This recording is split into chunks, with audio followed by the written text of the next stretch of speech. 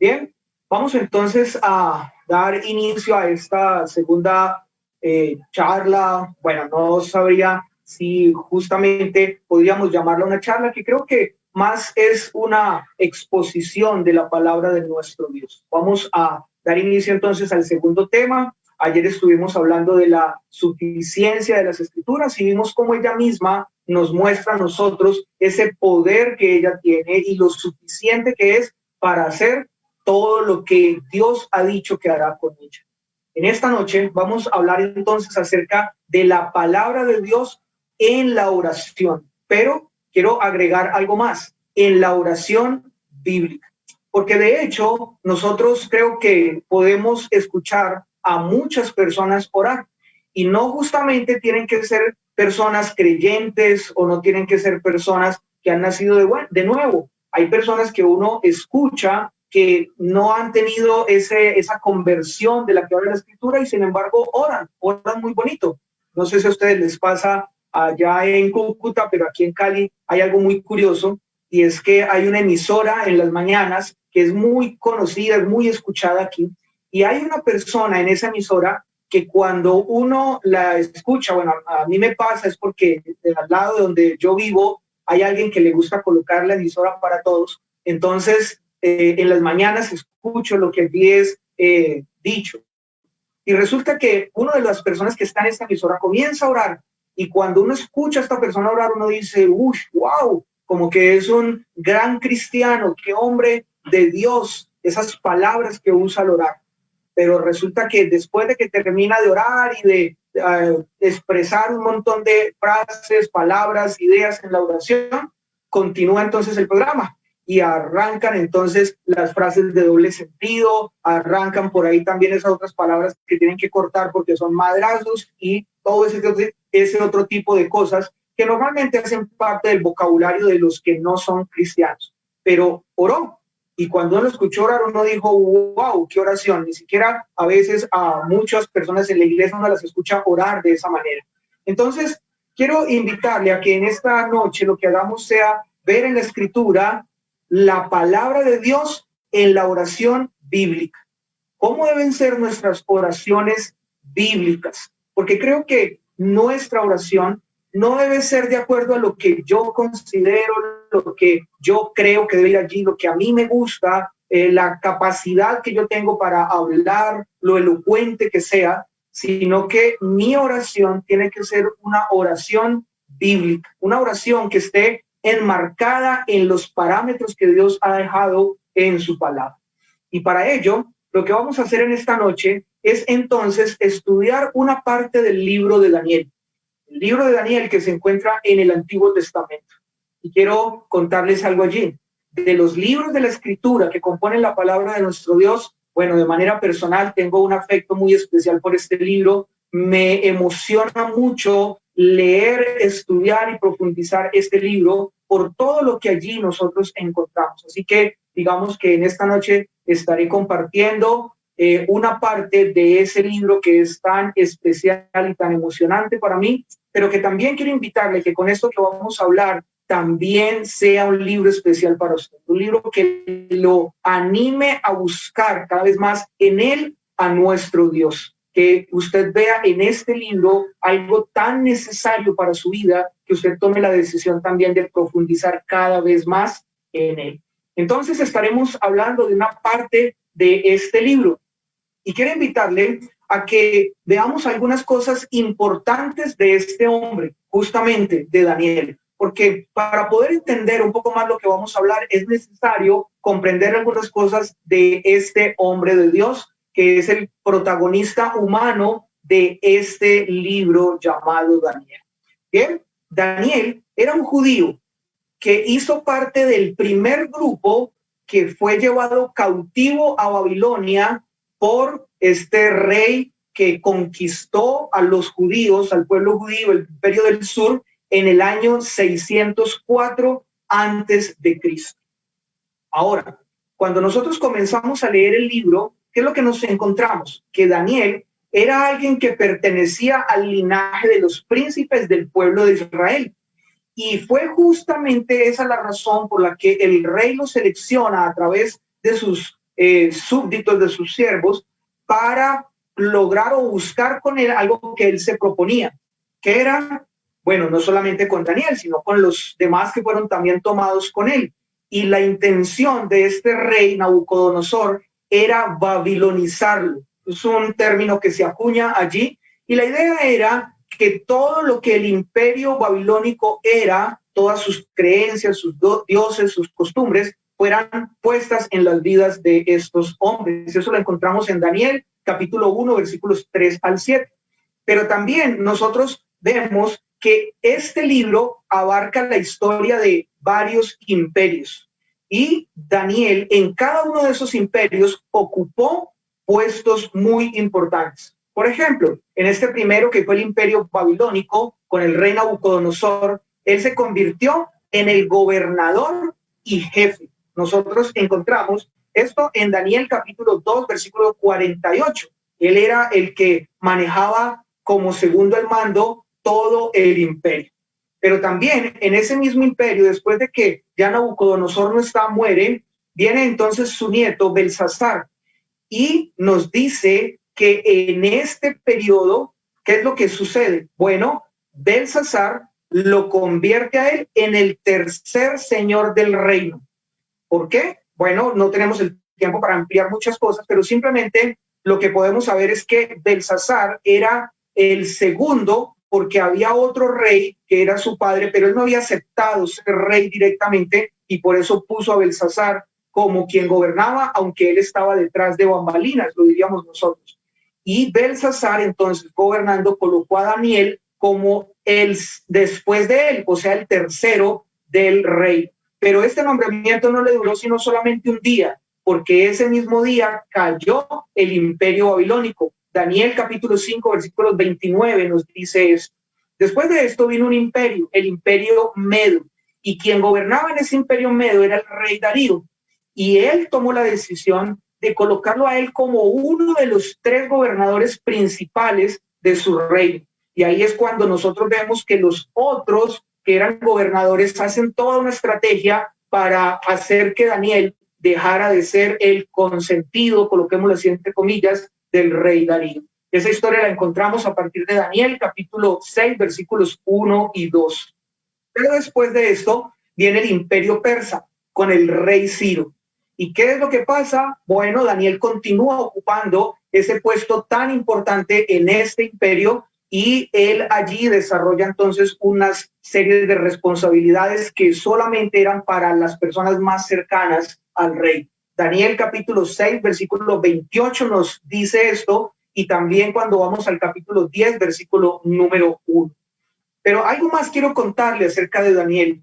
Resulta que cuando este libro inicia, pues Daniel tiene alrededor de unos 15 años más o menos. Pero nosotros avanzamos en toda la lectura del libro y cuando llegamos a la parte final, Daniel tiene ya alrededor de 85 años. Más o menos 70 años transcurrieron a lo largo de todo lo que nos narra su mismo libro o el libro que lleva su nombre.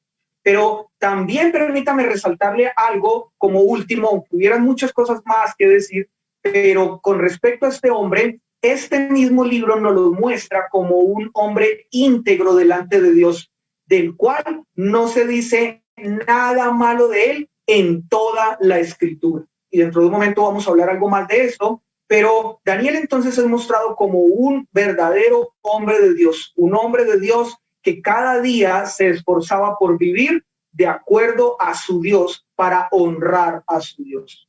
Pero lo más importante en la vida de Daniel no era su sabiduría, tampoco era su integridad, tampoco podemos decir que era su firme intención de no dejarse contaminar por nada de lo que lo rodeara en el lugar donde él estuviera.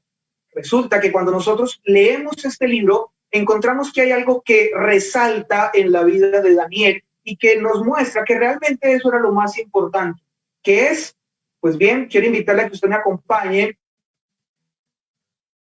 al texto que se encuentra en Daniel, capítulo 6, versículo número ese edicto había sido firmado. Recuerden que hace un momento mencionábamos que en el tiempo del rey Darío, él compartía, entre tres, él compartía con dos más el gobierno. Así que los otros dos lo que hicieron fue idear una estrategia para que él fuera sacado del paso, para que él ya no estuviera allí más en la corte real.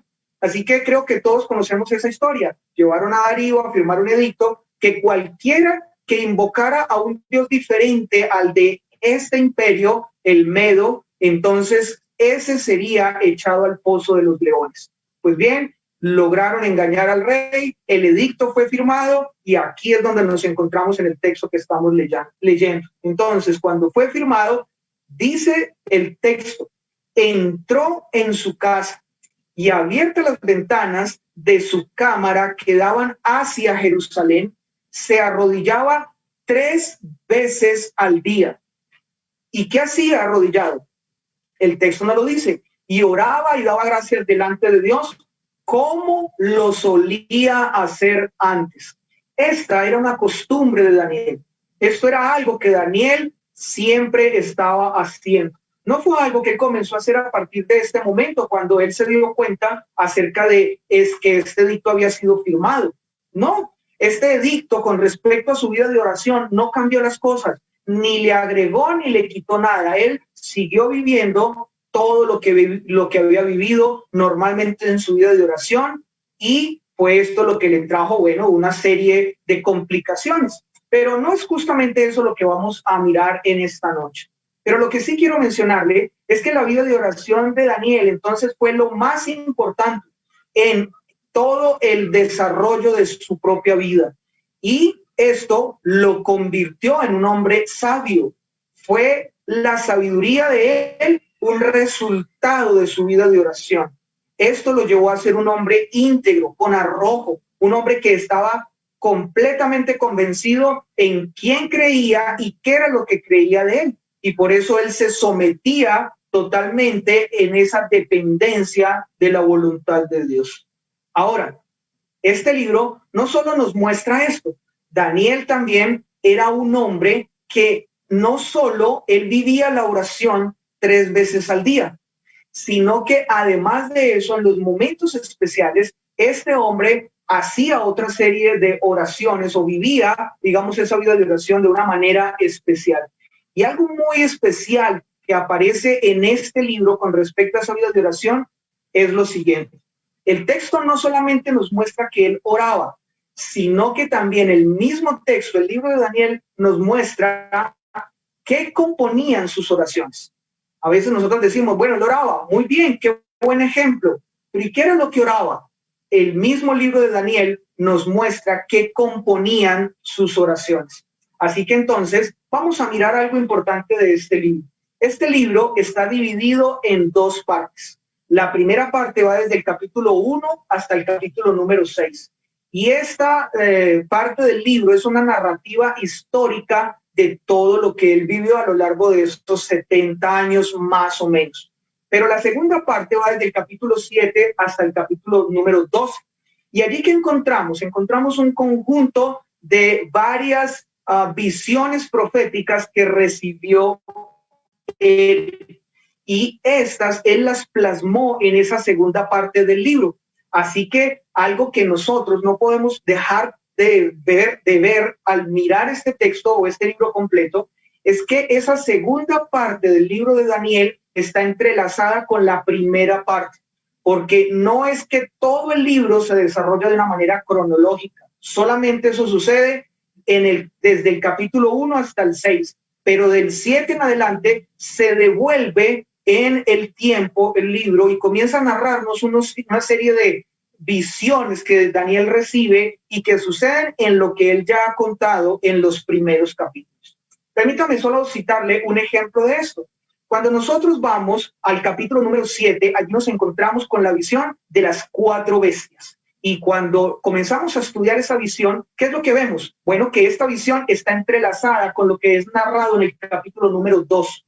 La visión que vio Nabucodonosor y de la cual Daniel le da una interpretación tiene mucho que ver con esta que aparece en el capítulo número 7 y que ahora él la ve en el tiempo de Belsasar, su nieto. Otro ejemplo más, cuando nosotros vamos al capítulo número 8, encontramos la visión que Daniel ve con respecto al carnero y el macho cabrío. Y en esta visión, ¿qué es lo que nosotros vamos a mirar? Bueno, lo que vamos a mirar es que esta visión está también entrelazada con lo que se menciona en el capítulo número 5 y la manera como el imperio babilónico iba a caer.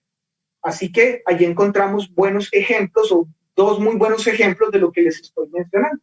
Pero permítame mencionarle un último ejemplo. Ese último ejemplo es la oración que se encuentra registrada en el capítulo número 9. Cuando nosotros leemos esa oración del capítulo 9, ¿sabe qué es lo que nos encontramos?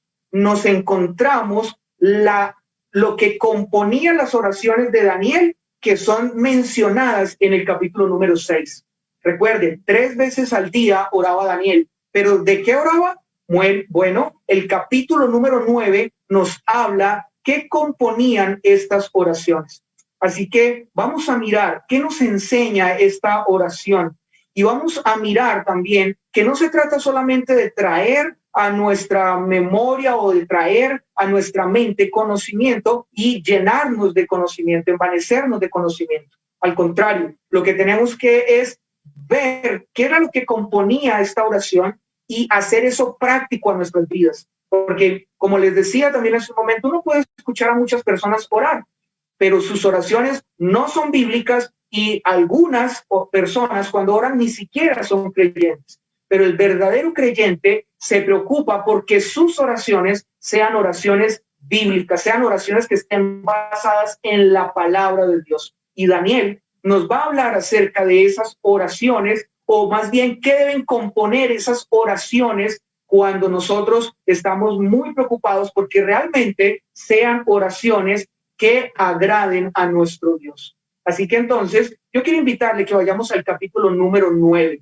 y estando allí vamos a hacer la lectura de este texto. Pero quiero decirle algo, vamos a hacer la lectura de este texto que es un poco largo en el sentido de que son 19 versículos, pero yo creo que aún con el solo hecho de leer esta oración, si lo hacemos de una manera consciente, esta oración va a comenzar a producir en nosotros realmente cambios y va a hacer que nosotros comencemos a ver cómo es que nosotros estamos viviendo la vida de oración que tenemos y qué cosas debiéramos nosotros corregir si es necesario, aumentar si lo estamos haciendo, o también si nosotros debiéramos aprender cosas que realmente aquí este hombre Daniel nos enseña con la oración.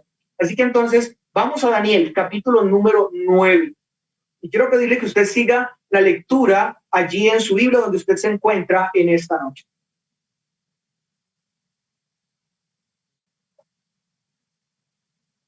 En el año primero de Darío, hijo de Asuero, de la nación de los Medos, que vino a ser rey sobre el reino de los caldeos, en el año primero de su reinado, yo, Daniel, miré atentamente en los libros el número de los años de que habló Jehová al profeta Jeremías, que habían de cumplirse las desolaciones de Jerusalén en 70 años. Permítame, hago una pausa aquí. Los 70 años estaban a punto de cumplirse según un estudio que estaba haciendo Daniel del profeta Jeremías. Lo que sucede es que Daniel no tenía muy claro a partir de qué momento específico se debía comenzar a contar esos 70 años. El primer grupo que es llevado a Babilonia cautivo se da más o menos en el año 604 antes de Cristo. Pero después de eso, en 2 ocasiones más, sucede que nuevamente Babilonia viene y toma a otro grupo de los judíos y los lleva a Babilonia. Y es en la tercera ocasión donde el templo que había sido edificado por Salomón es destruido completamente. Así que no se tenía claro, para Daniel no era claro a partir de qué momento era que se debía comenzar a contar esos 70 años. Pero yo creo que el texto del profeta Jeremías, que él muy seguramente estaba estudiando, era el que se encuentra en el libro del profeta Jeremías, el capítulo 25 y también el capítulo número 29, versículo número 10, que dice: porque así dijo Jehová, cuando en Babilonia se cumplan los 70 años, yo os visitaré y despertaré sobre vosotros mi buena palabra para haceros volver a este lugar. Creo que entonces era ese el texto que Daniel se encontraba estudiando. Y fruto del estudio de la palabra de Dios, fruto de ese en lo que Dios había dicho, que él se encontraba sumergiendo, es que da pie para la oración que vamos a leer a continuación y que empieza ya puntualmente en el versículo número 3. Dice así: y volví mi rostro a Dios el Señor, buscándole en oración y ruego, en ayuno, silicio y ceniza. Y oré a Jehová mi Dios e hice confesión diciendo: ahora, Señor, Dios grande, digno de ser temido, que guardas el pacto y la misericordia con los que te aman y guardan tus mandamientos. Hemos pecado, hemos cometido iniquidad, hemos hecho impíamente y hemos sido rebeldes y nos hemos apartado de tus mandamientos y de tus ordenanzas. No hemos obedecido a tus siervos los profetas, que en tu nombre hablaron a nuestros reyes, a nuestros reyes. Muy bien. Regálame un segundo. Hemos pecado, hemos cometido iniquidad, hemos hecho impíamente, hemos sido rebeldes y no hemos apartado de tus mandamientos y de tus ordenanzas. No hemos obedecido a tus siervos los profetas, que en tu nombre hablaron a nuestros reyes, a nuestros príncipes, a nuestros padres y a todo el pueblo de la tierra. Tuya es, Señor, la justicia y nuestra la confusión de rostro, como en el día de hoy lleva todo hombre de Judá, los moradores de Jerusalén y todo Israel, los de cerca y los de lejos, en todas las tierras a donde los has echado, a causa de su rebelión con que se rebelaron contra ti. Oh Jehová, nuestra es la confusión de rostro de nuestros reyes, de nuestros príncipes y de nuestros padres, porque contra ti pecamos. De Jehová nuestro Dios es el tener misericordia y el perdonar, aunque contra él nos hemos rebelado y no obedecimos la voz de Jehová nuestro Dios para andar en sus leyes que él puso delante de nosotros por medio de sus siervos los profetas. Todo Israel traspasó tu ley, apartándose para no obedecer tu voz, por lo cual ha caído sobre nosotros la maldición y el juramento que está escrito en la ley de Moisés, siervo de Dios, porque contra él pecamos y él ha cumplido la palabra que habló contra nosotros y contra nuestros jefes que nos gobernaron, trayendo sobre nosotros tan grande mal, pues nunca fue hecho debajo del cielo nada semejante a lo que se ha hecho contra Jerusalén, conforme está escrito en la ley de Moisés. Todo este mal vino sobre nosotros y no hemos implorado el favor de Jehová nuestro Dios para convertirnos de nuestras maldades y entender tu verdad. Por tanto, Jehová veló sobre el mal y lo trajo sobre nosotros, porque justo es Jehová nuestro Dios en todas sus obras que ha hecho, porque no obedecimos a su voz. Ahora pues, Señor, Dios nuestro, que sacaste tu pueblo de la tierra de Egipto con mano poderosa y te hiciste renombre cual lo tienes hoy. Hemos pecado, hemos hecho impíamente. Oh Señor, conforme a todos tus actos de justicia, apártese ahora de ti, apártese ahora tu ira y tu furor de sobre tu ciudad, Jerusalén, tu santo monte, porque a causa de nuestros pecados y por la maldad de nuestros padres, Jerusalén y tu pueblo son el oprobio de todos en derredor nuestro. Ahora pues, Dios nuestro, oye la oración de tu siervo y sus ruegos, y haz que tu rostro resplandezca sobre tu santuario asolado por amor del Señor. Inclina, oh Dios mío, tu oído y oye, abre tus ojos y mira nuestras desolaciones y la ciudad sobre la cual es invocado tu nombre, porque no elevamos nuestros ruegos ante ti confiados en nuestras justicias, sino en tus muchas misericordias.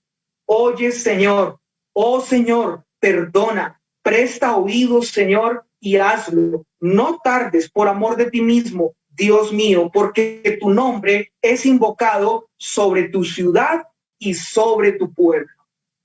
No sé si cuando usted lee este texto específicamente, si cuando usted lee esta oración, no sé también si hoy fue primera vez que usted la leyó completa, o si ya lo había hecho antes, pero no sé si al leerla a usted le sucede lo mismo que me sucede a mí. Y es que cuando comienzo a leer esta oración y después de leerla completa y terminarla, me estremece en gran manera, porque esta oración contiene muchos elementos que nosotros deberíamos considerar a la hora de nuestras oraciones, a la hora de invocar el nombre de nuestro Dios en oración. Y por esa razón, entonces yo quiero invitarle a que vayamos y estudiemos un poco más detenidamente esta oración que es tan especial y tan importante para nuestras vidas, y que creo que no solamente debiéramos hacerlo hoy como única vez. La invitación es a que usted vuelva a esta oración y nuevamente la estudie por mucho tiempo o por varios momentos a lo largo de su vida, por amor de su alma, porque creo que nosotros tenemos mucho que aprender de ella para nuestra vida de oración. Pero también, antes de comenzar ese estudio un poco más detallado, no vamos a hacer algo expositivo, no tendríamos el tiempo en esta noche, pero antes de mirar algunas cosas importantes que están en esta oración, permítame decirle algo más que viene a mi cabeza después de haber leído esta oración y después de meditar en ella. ¿Saben qué es? No encuentro en esta oración la lista que comúnmente en muchas oraciones es hecha como esa lista de supermercado cuando nos presentamos delante de Dios. Me refiero a las peticiones.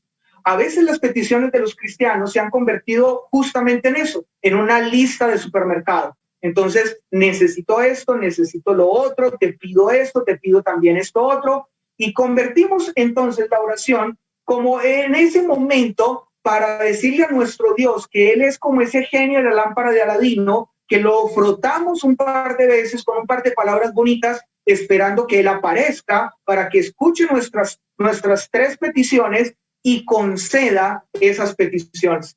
No veo esto en esta oración de Daniel, pero tampoco veo en esta oración de Daniel a un hombre que toma la escritura y que la aplica de una manera equivocada y que comienza en medio de la oración a decir cosas que, aunque podrían sonar muy bíblicas, son equivocadas.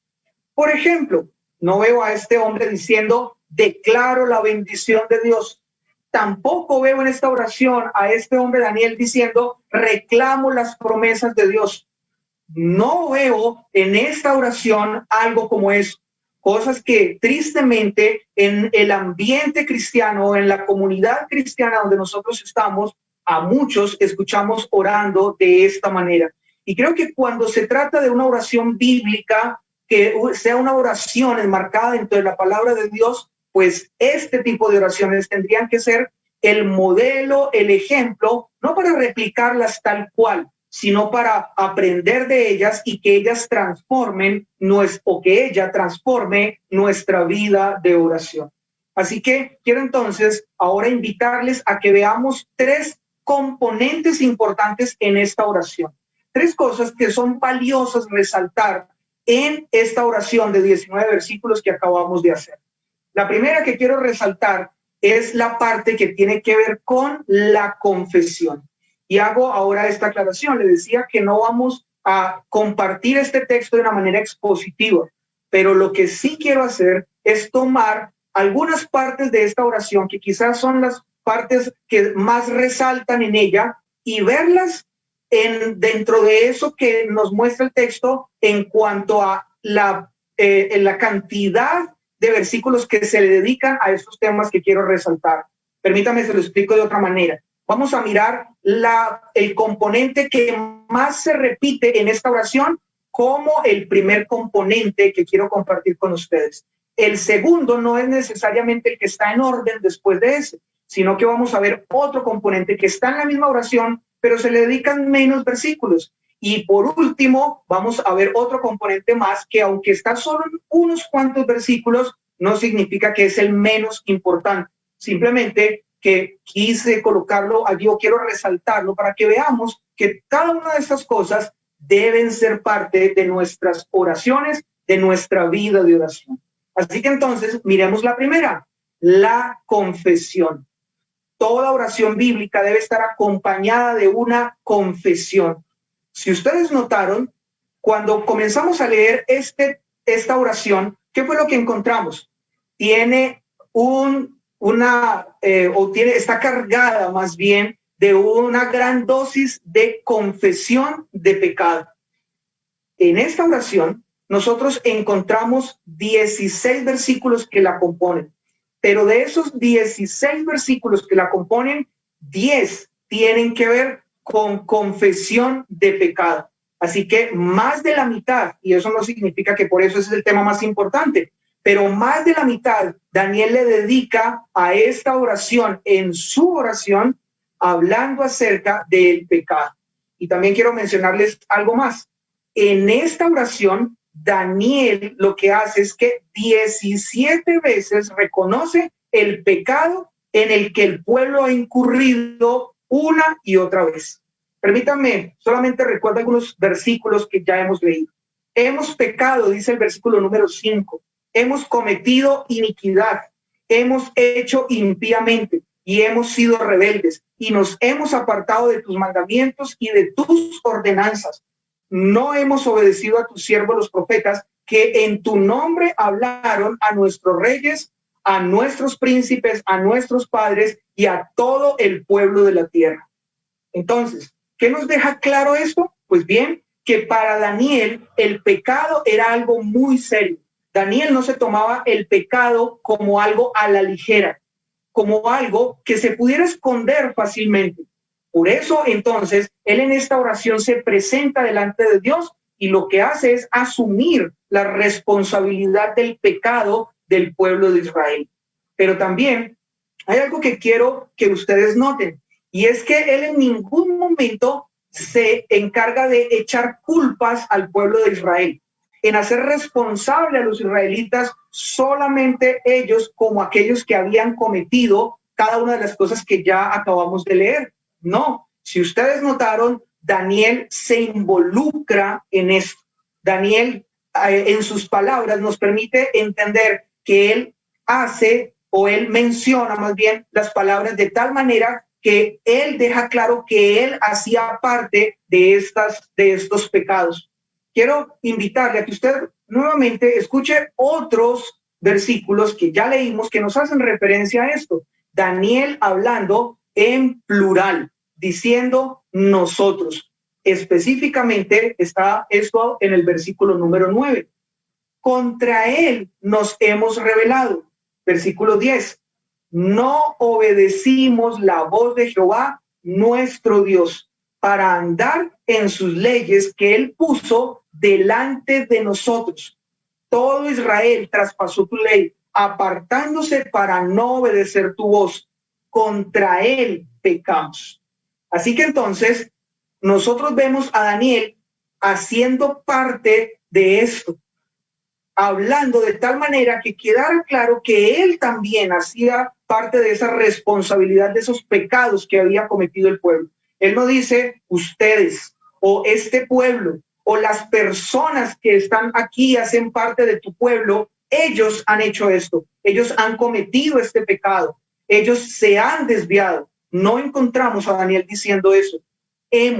Nosotros abandonamos. Él entonces está involucrándose en medio de esto. Pero permítame mencionarle algo. Cuando nosotros vamos a la Escritura y comenzamos a mirar la vida de los grandes hombres de Dios, ¿qué encontramos? Bueno, que esos grandes hombres de Dios que nos muestra especialmente el Antiguo Testamento tenían pecados, habían cometido pecados, que en sus vidas no eran vidas perfectas. Por ejemplo, Abraham mintió, José engañó, Moisés mató, David asesinó, Salomón fue idólatra. Y así podríamos seguir citando a muchos más de la lista de esos grandes hombres del Antiguo Testamento juntamente con sus pecados. Pero algo sucede con la vida de Daniel. ¿Y qué es lo que pasa? Como les decía al principio, no encontramos en la Escritura una acusación acerca de su vida, una falta que él haya cometido. Sin embargo, aunque la Biblia no muestra entonces de él un pecado cometido, sí él en sus oraciones habla de que él hizo parte de los pecados del pueblo porque era parte del pueblo, no porque él los haya cometido y ahora también está involucrando al pueblo en sus pecados. No, eran los pecados del pueblo, él hacía parte del pueblo, por lo tanto él entonces estaba orando y reconociendo también ese pecado delante de nuestro Dios. Daniel, para este momento, entonces, ya le habían transcurrido más o menos 70 años, como también lo mencioné al principio, y él estaba en medio de un mundo hostil. El ser gobernador, el estar en esos altos mandos, lo hacía estar en medio de un mundo difícil, en medio de la opulencia, pero también en medio de las envidias y en medio de un montón de cosas que muy fácilmente pudieron haberlo corrompido. Pero en lugar de esto, él permaneció firme, y creo que parte de lo que lo llevó a estar firme fue su vida de oración. Pero en medio de sus oraciones, él reconocía que hacía parte del pecado que el pueblo había cometido. Quiero que vayamos ahora al versículo número 13. Miren lo que dice este texto. No hemos implorado el favor de Jehová nuestro Dios para convertirnos de nuestras maldades y entender tu verdad. No obedecimos a su voz. Versículo 14, versículo 15. Hemos pecado, hemos hecho impíamente. Permítame hacerle una pregunta en este momento. ¿Cómo son nuestras oraciones con respecto a esto? Cuando nosotros pecamos, ¿cómo manejamos nuestras oraciones delante de Dios? ¿Qué hacemos cuando en nuestra familia se da un pecado o cuando en nuestra iglesia se da un pecado? Bien, ¿por qué sospecho que muchos de nosotros lo que hacemos es que tomamos el pecado a la ligera? Creemos que el Señor, como ya nos perdonó, entonces pues eso no es tan importante hablarlo delante de Dios. O como la iglesia le pertenece a Cristo y es su esposa, pues bueno, el Señor no va a poner mucho problema en esos pecados que como iglesia a veces cometemos. O como familia también. Pero cuando vamos otra vez a la escritura encontramos lo que para Daniel era tan importante en medio de su oración. El reconocer su pecado, el arrepentimiento en medio de las oraciones. Ahora, quiero que veamos también algo más importante y es lo siguiente. Cuando nosotros vamos al versículo número 16, vamos a encontrar algo que creo que nos debe llamar la atención. Dice este texto: a causa de nuestros pecados y por la maldad de nuestros padres, Jerusalén y todo tu pueblo son, ¿qué?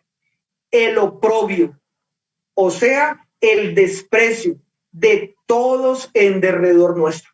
Daniel estaba viendo cómo el pecado del pueblo de Israel se había convertido en algo que les estaba afectando, que les estaba haciendo daño, que los estaba a ellos también colocando en una condición aún mucho más difícil. Y es justamente por eso entonces que él no quiere que esta situación siga así. A él le dolía su pueblo, a él le dolía lo que estaban viviendo y por eso él clamaba. Pero lo primero que hace en su clamor, o lo más importante que él hace en su clamor en medio de esta oración, es un clamor de arrepentimiento y de reconocer el pecado. Ahora, algo más que quiero resaltar con respecto a esto que estamos mencionando en la vida de Daniel. Como ya lo dijimos, para Daniel los pecados del pueblo de Israel no eran algo insignificantes. Por eso él se tomó la tarea de, en medio de esa oración, mencionarlos uno por uno. ¿Y sabe cuántos menciona él? Pues bien, quiero decirle que él menciona más o menos unos 17 pecados, pero permítame mencionar solamente algunos de ellos. Dice: no nos comportamos, como gente que no te conoce, o sea, como impíos, versículo número 5. También en el versículo 5 dice: somos rebeldes. En ese mismo versículo continúa diciendo: nos apartamos de tus mandamientos y de tus ordenanzas. Versículo número 6, desobedecimos a tus siervos los profetas. Versículo 9, nos rebelamos contra ti. Versículo 10, desobedecimos la voz de Jehová. 11, traspasamos tu ley. 13, no imploramos el favor de Jehová. En el mismo versículo, no nos convertimos de nuestras maldades. Igual en ese mismo versículo, no entendimos tu verdad. Y versículo 16, nuestros padres también hicieron lo mal. En total he citado 11 que él de una manera puntual dijo en su oración. Así que permítame entonces hacerle esta pregunta. ¿Hacemos nosotros lo mismo en oración? ¿Somos también nosotros ese tipo de personas que a la hora de confesar nuestros pecados en medio de la oración, que se supone que debe ser bíblica, lo que hacemos es que confesamos puntualmente nuestros pecados? ¿O decimos, Señor, perdóname que soy pecador y no más? Esta oración nos dice hasta dónde debe llegar nuestra confesión. Pero ahora permítame también compartirle algo más, un componente más que quiero que veamos en esta oración bíblica después de que ya hemos hablado acerca de la confesión. Y este otro componente es la exaltación. En el versículo número 3, ¿qué es lo que aparece? Dios el Señor. Es una expresión, una frase que aparece en este versículo, pero cuando continuamos dice, ahora, Señor, Dios grande, digno de ser temido, que guardas el pacto y la misericordia con los que te aman y guardas tus mandamientos. Daniel sabía algo que la iglesia en el día de hoy ha olvidado. ¿Y qué es? Pues bien, que Dios es un Dios grande y que Dios es el dueño de todas las cosas. La iglesia en el día de hoy lo que ha hecho es hacer a Dios un Dios a la medida, un Dios de bolsillo. Pero ¿qué es lo que hace Daniel? Él empieza su oración exaltando la grandeza del Dios. Cuidado, hermanos, que nosotros caigamos en el punto de minimizar a nuestro Dios, de hacer a nuestro Dios chiquito, cuando nuestro Dios es un Dios grande, enorme, y que cada vez que oramos estamos presentándonos delante de ese Dios. Si llegamos a hacer a Dios de este tamaño, estamos cayendo en un terrible pecado. Pero quiero entonces nuevamente citar las palabras de Daniel. Él habla, Dios el Señor. Y esta expresión lo que está diciendo es que Él es el dueño, el soberano, que todo le pertenece a Él. Y esta es entonces parte de esa exaltación que Él está haciendo. Pero a continuación encontramos esta otra expresión, Dios grande. ¿Y qué es lo que nosotros debemos tener claro con esto? En que absolutamente nuestro Dios lo abarca todo. Él es inmensamente grande. Estudiando con algunas personas un poco acerca de esta doctrina, compartíamos que Dios no es grande. Tampoco que Dios es un Dios grande, muy grande. No. Lo que concluíamos al estudiar la palabra de Dios es que nuestro Dios es infinitamente grande. Así nosotros debemos ver a nuestro Dios y así nosotros vemos en este texto que Daniel veía a Dios. ¿Por qué? Porque también él, en esto que hemos hablado, en este versículo que citamos, del versículo 3, encontramos que él le dice temido, que él es un Dios que debe ser temido. No puede ser visto tú a tú igual a nosotros. Ahora, si nosotros nos acercamos a nuestro Señor con ese temor y con ese temblor también del que habla la Escritura, entonces nosotros vamos a comenzar a vivir realmente la vida que nuestro Dios ha establecido que vivamos, porque lo estamos reconociendo a Él como Él es. Y no estamos siendo irreverentes frente a Él, sino que estamos dándole el puesto que Él debe tener en nuestras vidas. Pero permítame resaltarle rápidamente 3 cosas de la exaltación de Daniel que hace de nuestro Dios. La primera es la exaltación que Daniel hace de su justicia. Él lo exalta, ¿pero qué exalta? Así como él puntualmente mencionó los pecados que el pueblo de Israel y él siendo parte del pueblo habían cometido, cuando él llega a exaltarlo en medio de esa oración, también lo exalta puntualmente. ¿Y qué exalta él? Exalta su justicia. Versículo número 7. Tuya es, Señor, la justicia. Una de las cosas que pasa muy constante en medio del hombre de este tiempo es que él ve a Dios como un Dios injusto. Él no acepta la justicia de Dios y en muchos momentos lo que hace es que se atreve a juzgarlo, se atreve aún a sentenciar a Dios por muchas cosas que él cree que debieran ser hechas de tal manera, pero como no son así, entonces se termina sentando a Dios en el paredón. Ahora, creo que esto no es lo que nosotros encontramos en esta oración de Daniel, versículo número 11, por lo cual ha caído sobre nosotros la maldición y el juramento que está escrito en la ley de Moisés, siervo de Dios. Y él ha cumplido la palabra que habló contra nosotros y contra nuestros jefes que nos gobernaron, trayendo sobre nosotros tan grande mal.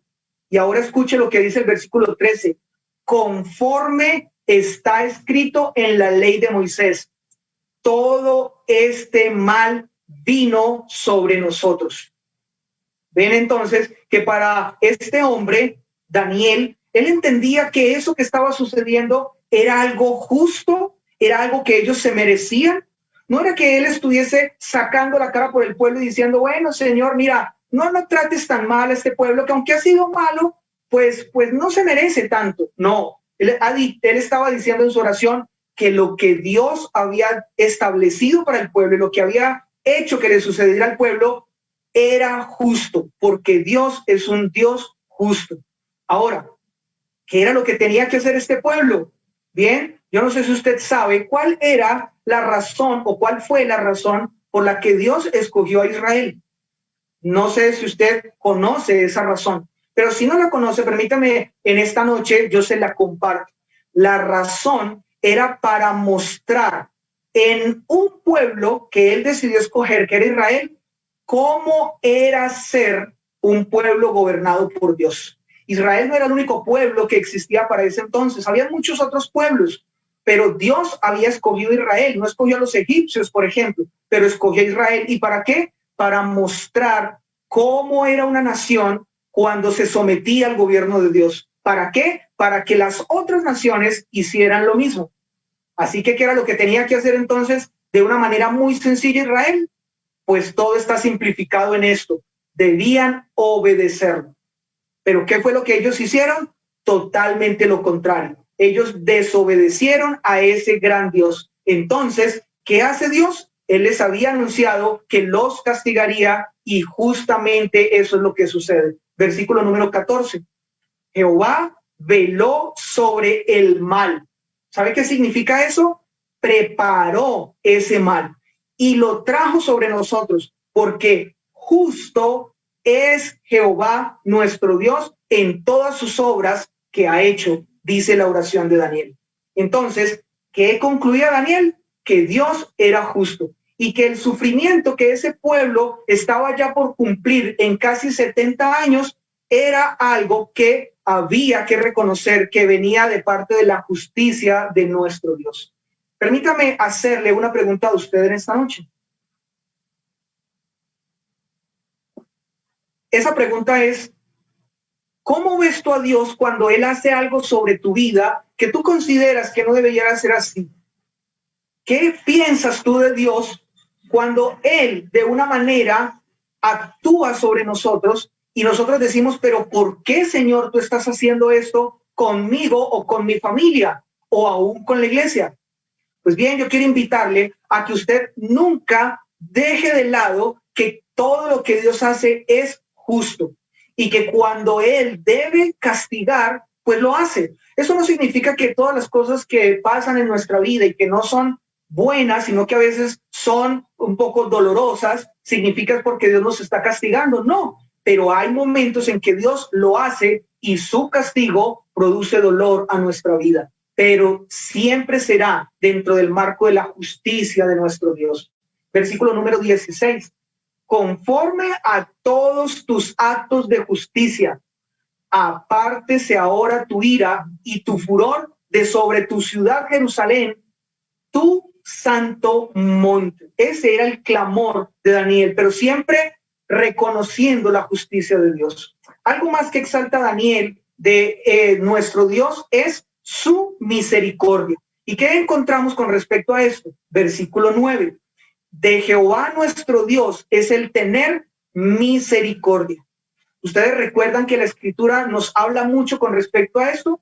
¿Qué es lo que nos dice? Nos dice que nuestro Dios es un Dios lento para la ira, pero grande en misericordia. Daniel sabía esto. Entonces, ¿qué es lo que él hace? Él le está clamando a Dios por esa misericordia y le está diciendo que perdonen esos pecados que condenaban a este pueblo. Pero es allí entonces donde justamente Daniel apela a esa justicia de Dios, porque él sabe que no hay otra cosa diferente a la que él pueda apelar, que no hay nada que él pueda ofrecer, ni el pueblo pueda ofrecer para satisfacer esa justicia de Dios. Versículo número 18. No elevamos nuestros ruegos ante ti, confiados en nuestras justicias, sino en tus muchas misericordias. ¿Notan entonces lo que compone esta oración de Daniel? Ahora, permítame citarle algo más que exalta a Daniel en esta oración. Y lo otro que él exalta es su perdón. Versículo número 9. De Jehová nuestro Dios es el perdonar. Daniel sabía que también este Dios era un Dios grande en perdón, que él estaba dispuesto a perdonar.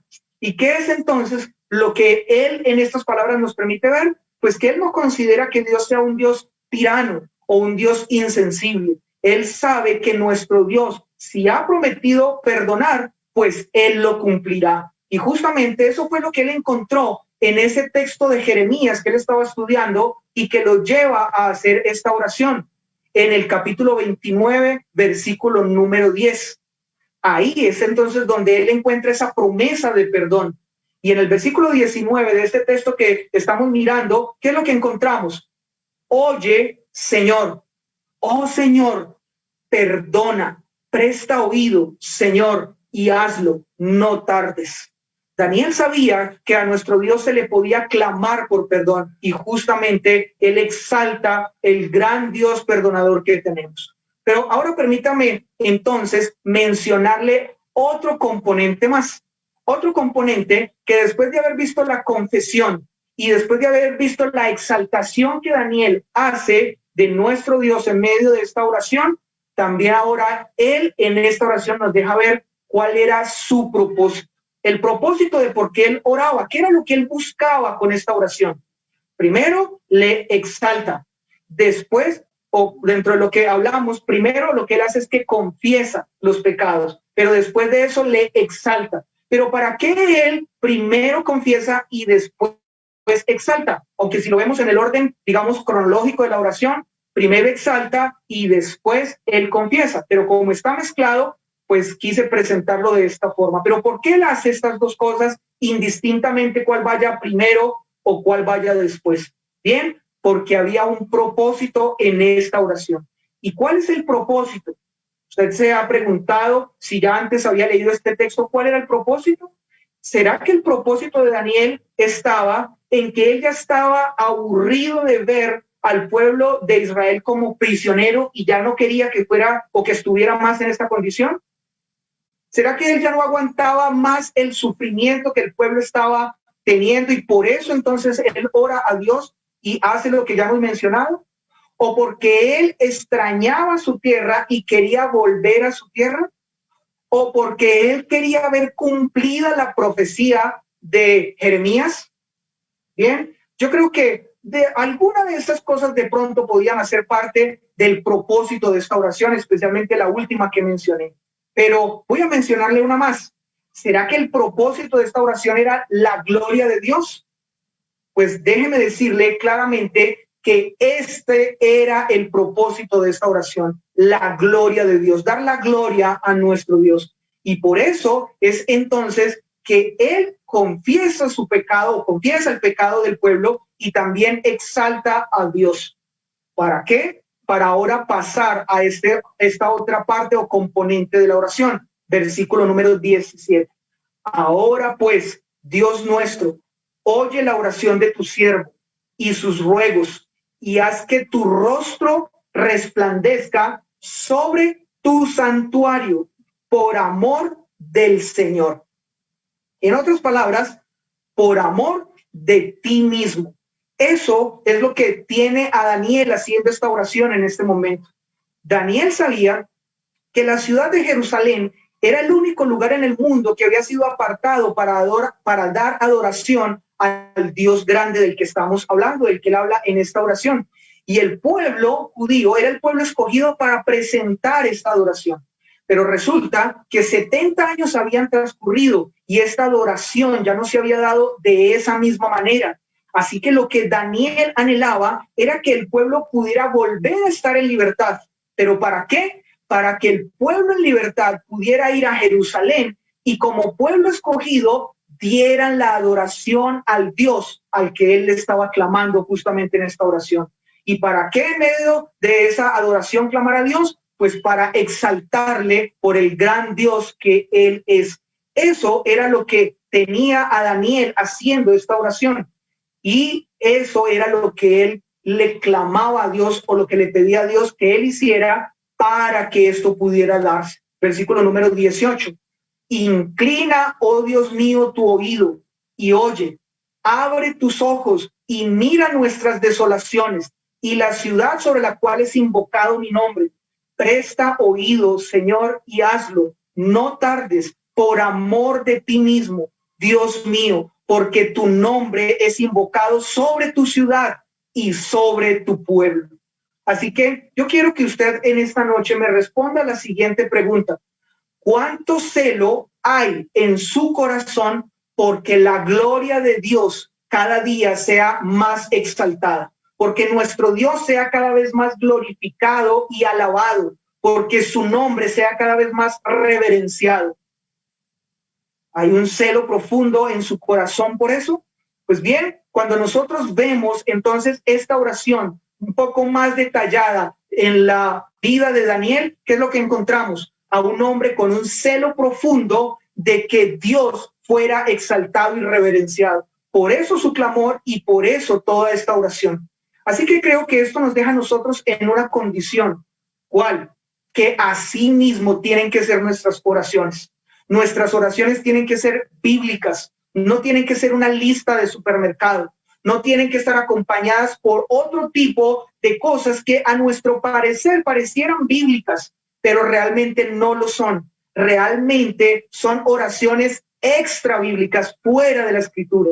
¿Queremos oraciones bíblicas que hagan parte de nuestra vida con el Señor? Pues bien, esta oración de Daniel un gran ejemplo de esto. Así que yo le invito a que usted claramente, en medio de sus oraciones, primero usted confiese su pecado, arrepiéntase cuando usted se presenta delante de Dios en oración y vea la gravedad del pecado. No lo tome a la ligera, puntualícelo, hable claramente delante de Dios de cuál ha sido su pecado, pero también exáltelo y exáltelo puntualmente. No, tú eres un Dios bueno, maravilloso y muy bien. No, exáltelo puntualmente, su grandeza, su perdón, su amor, su misericordia.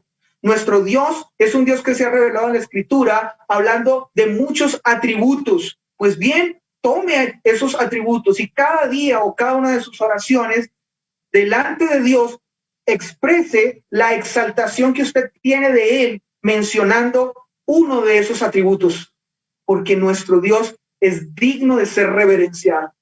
Pero haga todo esto con un propósito muy claro, y es justamente ese, que nuestro Dios se lleve toda la gloria y la honra. Recuerde lo que dijo el apóstol Pablo, porque de Él, por Él y para Él son todas las cosas. A Él sea la gloria por todos los siglos de los siglos.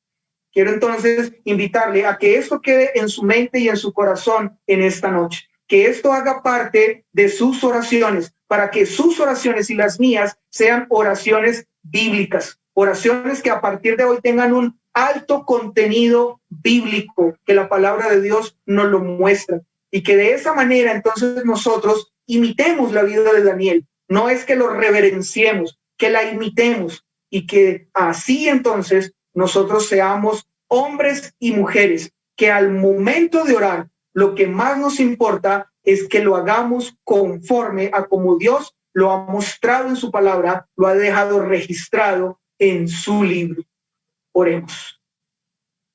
Padre Celestial, queremos en esta noche dar gloria y honra a tu nombre. Y queremos hacerlo, buen Dios, porque tú eres el único merecedor y digno de esto. Y no nos cansaremos mientras que tengamos vida, como lo ha hecho la iglesia, Señor, de Cúcuta. No nos cansaremos de dar a ti la adoración y de siempre exaltar tu nombre por los siglos de los siglos.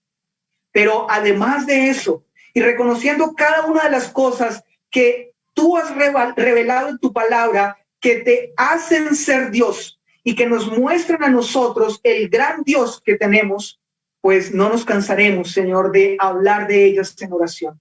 Pero al mismo tiempo, Señor, reconoceremos nuestro pecado. Pecado que sabemos, Señor, que tú rechazas, repudias. Pecado, Señor, con el que tú en ningún momento te complaces que tus hijos, Señor, lo alberguen en medio de ellos, en medio de la iglesia, en medio de la familia, al interior de nuestras vidas. Señor, llévanos en oración a reconocer esos pecados que tú conoces, que no podemos esconder delante de ti y que deben ser confesados para que entonces, Señor, en ese proceso de confesar, recibamos de parte tuya la fortaleza para dejarnos atrás, para abrazar más la santidad y odiar más el pecado. Pero que en medio de todo eso, lo que busquemos no sea un beneficio para nuestra vida, no sea la gloria para nuestra vida, sino al contrario, sea la gloria para el único Dios que debe ser exaltado y que eres tú, nuestro gran Dios. Por eso, Señor, a ti siempre sea la gloria por los siglos de los siglos, siempre sea la adoración por toda la eternidad. Amén.